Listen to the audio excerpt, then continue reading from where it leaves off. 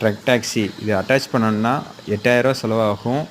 6000 advance plus ஸ்டிக்கரிங்க்கு ஒரு 2000 ஆகுது. இதுக்கு கமிஷன் எவ்வளோன்னு பார்த்தீங்கன்னா, ரூ. 1000க்கு ரூ. 180 ட்ரக் டாக்ஸி நிறுவனத்துக்கு நம்ம கொடுக்கணும். இது பார்த்தீங்கன்னா, லோடு காலையில் 9 மணிலேருந்து நைட் 9 மணி வரையும் ஓட்டணும். அப்படின்னா தான் ரெகுலராக லோடு தருவாங்க. நம்ம விட்டு விட்டு ஓட்டினா ரெகுலராக கிடைக்காது, லேட் ஆகும். இது வந்து பார்த்தீங்கன்னா, நான் 1 மாதம் ஓட்டினதில் 24 நாளைக்கு 30,000 அமௌண்ட் வந்துச்சு மிஞ்சினது. அந்த 30,000 அமௌண்ட் எப்படின்னு பார்த்தீங்கன்னா, டீசலு, அவங்க பிடிச்ச கமிஷனு அது போகத்தான். அது எனக்கு டிரைவர் சம்பளமாக கணக்கு போட்டோன்னா 15,000 போச்சுன்னா மீதி 15,000 தான் மிஞ்சுது.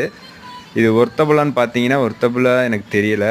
இது வந்து ஒரு நாளைக்கு 90 கிலோமீட்டர்லேருந்து 130 கிலோமீட்டர் வரையும் ஓட்டுற மாதிரி வருது. 90 கிலோமீட்டர் ஓட்டுற அன்னைக்கு 2,500 130 கிலோமீட்டர் ஓட்டுற அன்னைக்கு 3,500 வருது.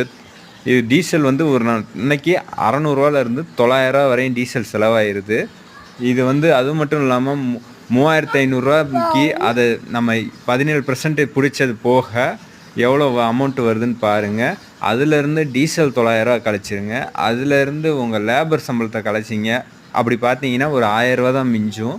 அதே இது 2,500 ஓட்டுற அன்னைக்கு அதே மாதிரி நீங்கள் கால்குலேஷன் பண்ணி பார்த்தீங்கன்னா ஒரு 800 அப்படி தான் மிஞ்சும். எனக்கு தெரிஞ்சு இது புது வண்டி போட்டு டிரைவர் போட்டு சம்பாதிக்கணும் அப்படின்னு பார்த்தா இது ஒர்த்தபிளே கிடையாது, வேஸ்ட்டு தான்.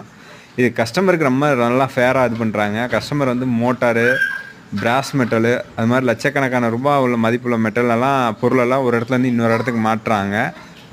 ஆனால் அது வந்து பார்த்திங்கன்னா இதுக்கு வாடகை வந்து பார்த்திங்கன்னா ரொம்ப கம்மியாக கஸ்டமருக்கு இது பண்ணுறாங்க. நம்ம 10 கிலோமீட்ரு 5 கிலோமீட்டர் எம்டி அடிச்சு போகிற மாதிரி இருக்குது. எம்டி அடிச்சு போய் அந்த வாடகை எடுத்தோம்னா அவங்க வாடகை வந்து 250 அதிகபட்சம் ஒரு 700 800. 20 கிலோமீட்டருக்கே வந்து பார்த்திங்கன்னா 600 அது மாதிரி தான் வருது. கஸ்டமருக்கும் இந்த கம்பெனிக்கு தான் ஃபேராக இருக்கே தவிர்த்து வண்டி ஓட்டுறவங்களுக்கு அந்தளவு ஃபேர் இல்லை.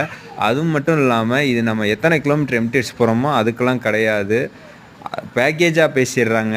போர்ட்டர் நிறுவனத்தை காட்டிலும் இது ரொம்ப காசு கம்மியாக வருது. போர்ட்டர் வந்து வண்டி ட்ரிப்பு ஸ்டார்ட் ஆகி லோடிங் டயத்துலேருந்து அன்லோடிங் டைம் வரையும் அவங்ககிட்ட இருக்குது. இது வந்து அப்படி கிடையாது. ஃபஸ்ட்டு நம்ம எத்தனை கிலோமீட்டர் எம்டி அடிச்சு போகிறோமோ அது கிடையவே கிடையாது. இதை நம்பி புதுசாக வண்டி எடுத்து அட்டாச் பண்ணணும், டிரைவர் போட்டு சம்பாதிக்கணும்னு நினச்சிங்கன்னா சம்பாதிக்கிறதுக்கு வாய்ப்பே கிடையாது. இதை காட்டிலும் ஓலா, ஜொமேட்டோ, ஸ்விக்கி அதில் ஒரு நாளைக்கு காலையில் 9 மணிலேருந்து நைட் 9 மணி வரை வண்டி ஓட்டினோம்னா 1,500 அசால்ட்டாக பார்த்தோம்னா இது 10 லட்ச ரூபாய்க்கு வண்டி வாங்கி போட்டு பார்க்க முடியாது. அந்த ஓலா, ஜொமேட்டோ, ஸ்விக்கியில் ஈஸியாக சம்பாதிச்சிடலாம்.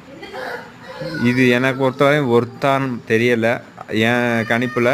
உங்களுக்கு எதாவது இருந்துச்சுன்னா கமெண்ட் பண்ணுங்கள். இதோட டீட்டெயில்ஸ் நெக்ஸ்ட்டு போடுறேன் நான் உங்களுக்கு.